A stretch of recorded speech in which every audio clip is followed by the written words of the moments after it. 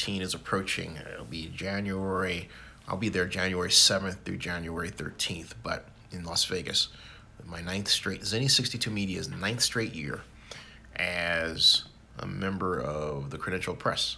Now, there is a controversy afoot centering around the observation that CES does not have a diverse lot of keynote speakers representing, black, white, Asian, Hispanic, so on, but in particular black, and on women. To that, I have this to offer. There has been a disturbing trend toward getting on social media to complain about something.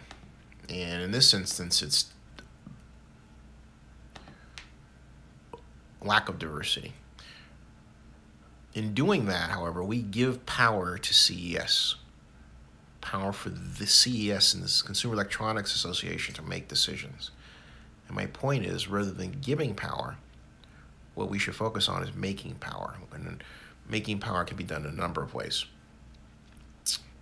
The most notably is making absolutely certain that we establish corporations and are doing, making products that are exciting, making approaches that are innovative, and then letting people know about them. Okay? And putting us in the conversation. It could be anything. It could be a new app. It could be a new process. It could be a medical process or med tech. It could be, you name it.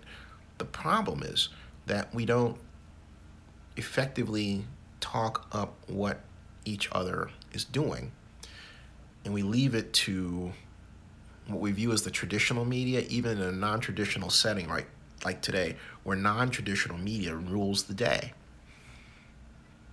And so what we get is the Consumer Electronics Association not knowing about the next hot black person in tech who you don't think of as, okay, that's a black person in tech. We've got to have that person on because they're black. You think of them as this person is doing something outstanding and extraordinary. Oh, and by the way, they're African American, hooray, because that helps and that is fantastic for us as a society, right?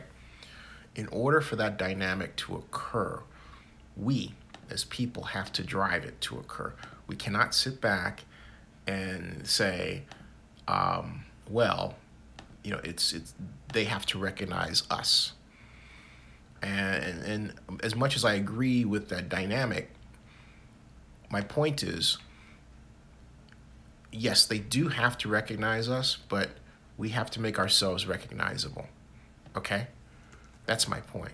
We can't just say, be diverse, and then not say, okay, this is how. There was a similar situation, to my mind, when I was on the California Alumni Association. And I was brought in, and the people said, who were part of the staff of the California Alumni Association for the University of California, Berkeley, were saying, why don't you help us bring in African Americans? But they wanted to load it all off on me, and I said, no, it's shared. You have to take up the responsibility of seeking blacks who went to Cal, and I will help you in doing that. We never had a meeting of the minds. In fact, we had a debate about it. I debated the fellow that was over acquisition of donors and membership, because he felt it should be cordoned off to a person of color, a black person, right? And I'm on the board, and I disagreed. I felt that identifying minorities should be part of the DNA of the culture. But my point is that in Cal's example, we had noted and have noted, we have noted African-American alums that we can go after. So the visibility is there. Comparatively speaking, we don't have that noted set of blacks or women or people of color in tech that CEA is aware of, let alone I would challenge you or you, okay? You may know somebody, but who or who, right? Who do you pick? What about, in my case, with the CEO of Tap Influence, African American woman? She'd be a great person to come on and have on at CES, as one example, okay? So, I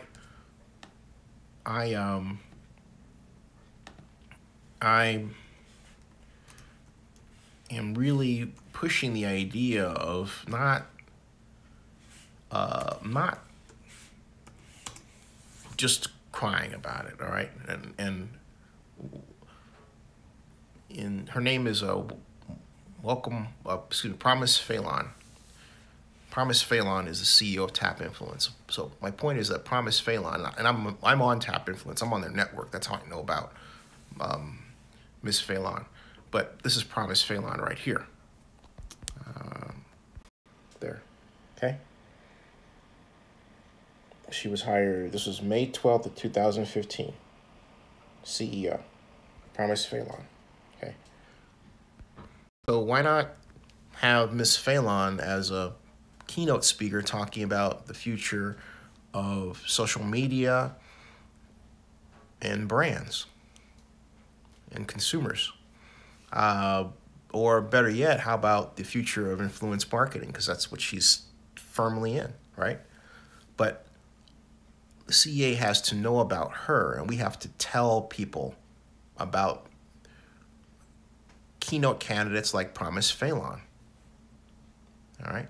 So that's my point. My point is, if we want to have change, we can't just get on social media and write a tweet or a Facebook entry, or we have to go further. In fact, make your own blogs, make your own media, as I do, like I'm doing right now. Make your own media and talk about those people out there who are women and people of color in tech that would be fantastic for the CEA.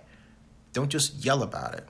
Don't just say, hey, you're not being diverse. Well, tell us who to have. Tell them who to have. And then say to CEA, hey, have on your staff, in your DNA of your organization, a way of ensuring that we have a diverse range of speakers and people involved, okay? And I'm not saying that CEA doesn't. CEA is a great organization. They are very diverse, period, in terms of their staff makeup and behavior. Yeah, I love working with the people CEA. I'm really excited to go into Las Vegas and see my friends yet again. So this is not a criticism of CEA like that at all. It's a criticism, again, of the people complaining about CEA on social media, who in turn don't do anything at all to elevate the presence and visibility of women and people of color in tech. That's what I'm talking about. All right. Stay tuned and please subscribe to Zinni62 on YouTube.